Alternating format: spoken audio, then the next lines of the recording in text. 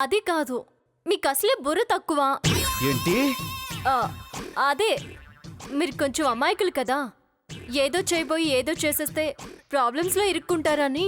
చా, అక్కడికి నువ్వేదో పెద్ద మేనేజింగ్ సంఘానికి మేనేజింగ్ డైరెక్టర్ అన్నట్టు మాట్లాడుతున్నావుగా.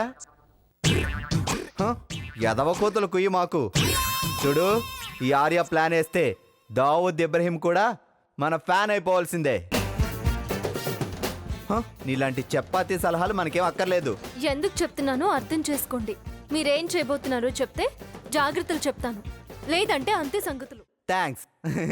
మీ సలహాలు మాకేం అక్కర్లేదు. ఆ, అసలేం చేయబోతున్నారు?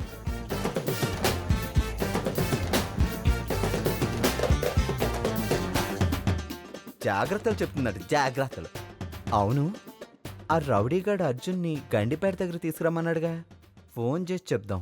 గండిపేట దగ్గరికి రమ్మని మనమే వాడికి ఫోన్ చేసి చెప్దాం.